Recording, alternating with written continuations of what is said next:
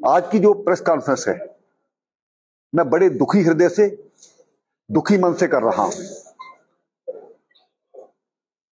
Development शहर में हो, अच्छी बात है, होनी भी चाहिए।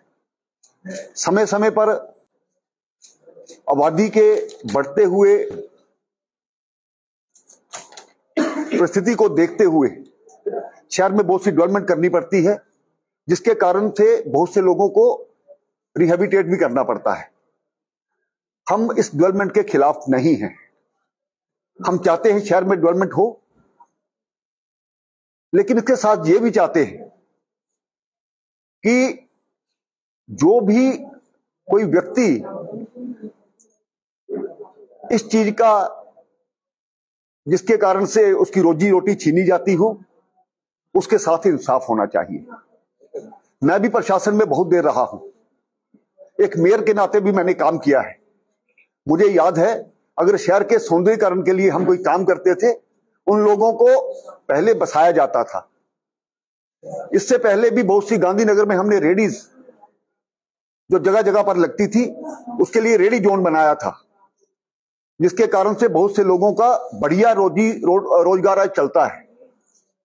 काफी समय से नई बस्ती का जो हमारा चौक है, सतवारी का चौक है, उसका चौड़ीकरण किया जा रहा है, होना भी चाहिए। हम उसके, ना तो हमारे ये जो सारे दुकानदार मेरे पीछे खड़े हैं, ना तो ये इसके खिलाफ हैं, लेकिन 60-60 साल से बैठे हुए लोग, क्या कोई सरकार हो या प्रशासन हो उनकी रोजी रोटी छीन लेगा? 60 साल बाद जो उनकी दुकान पर लोग काम करते हैं, उनके सहारे पलते हैं, क्या उनकी रोजी रोटी छीनी जाएगी? हमें ऑफर दी जाती है कि 40,000 ले लो या 50,000 ले लो। क्या 40,000 से किसी व्यक्ति का परिवार चलता है पूरे जीवन के लिए?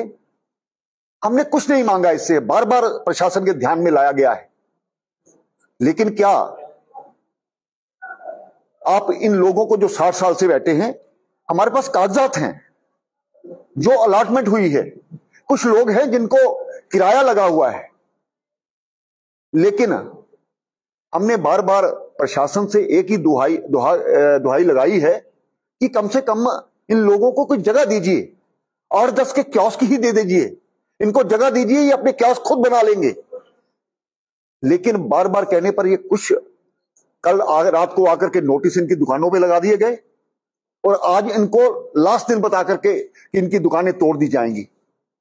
मैं इसको इंसाफ नहीं मानता। एक तरफ भारत सरकार की तरफ से बहुत से इनिशिएटिव लिए जा रहे हैं हाउसिंग पर हाल, जिन लोगों के पास मकान नहीं है, हम उनको मकान दे रहे हैं।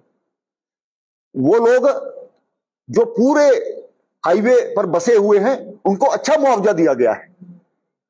और जो यहां तक कि कल मुझे जो नोटिस आया है, उसको मैं ये बताना चाहता हूं। नोटिस में लिखा गया है, इसमें लिखा गया है, Delhi Amritsar Katra express highway Fehling which further action in this regard which shall be initiated under the provision of national highway act. एक तरफ तो मैं ये मानता हूं, कुंजवानी से जो रास्ता कटरा की तरफ से चला गया एक्सप्रेस हाईवे, तो वो है। अगर ये इसको भी आप उसका हिस्सा मानते हैं, तो इन लोगों को, जिन्होंने कुल मिलाकर के 11 मरले, जिसमें से 39 लोग अपनी रोजी रोटी के लिए बस जाते हैं। सरकार लोगों के द्वारा चुनी जाती है, लोगों की सरकार होती है, लोगों के द्वारा बनाई जाती है।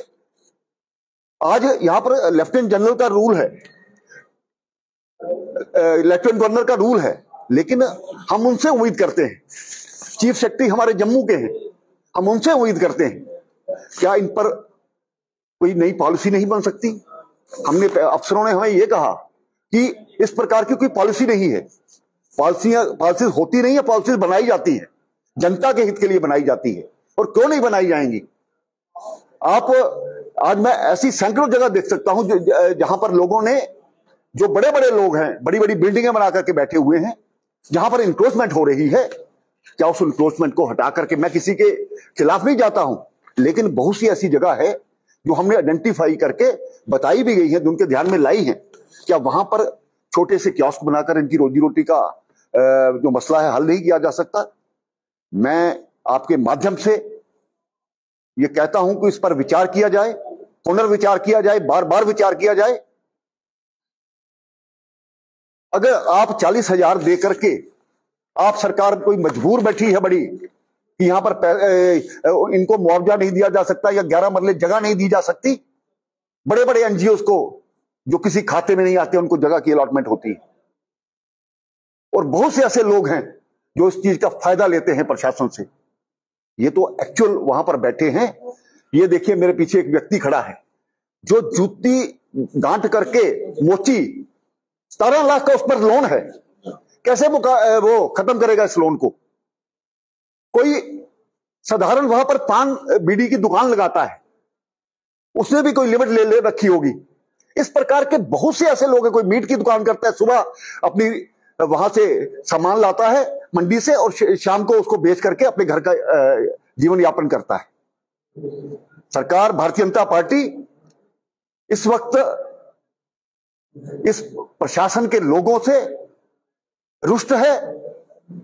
हम नहीं चाहते कि जम्मू के लोगों को इस प्रकार से उखाड़ा जाए।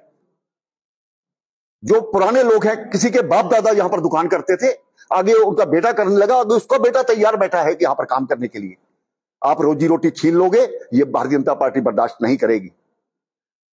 आपके पास कुछ नहीं है, सरकार के पास बहुत सी ऐसी आपदाएं आती हैं जब वहां पर लोगों को एकदम से एक्शन लिया जाता है, उनको बसाया जाता है, उनको पैसा दिया जाता है।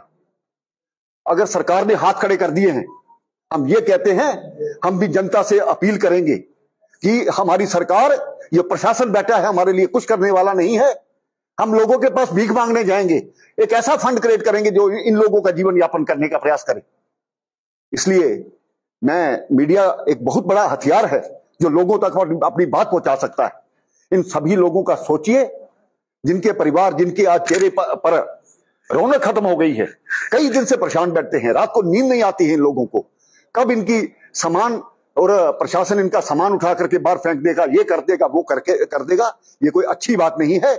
मैं फिर हाथ जोड़ करके निवेदन करता हूं सभी अपने लोगों के लिए कि कम से कम होश करिए, सिर जोड़ करके बैठिए, कुछ ऐसा तरीका निकालिए, कोई ऐसी पॉलिसी बनाइए जो जनता के हित में हो, ना कि जनता के खिलाफ हो।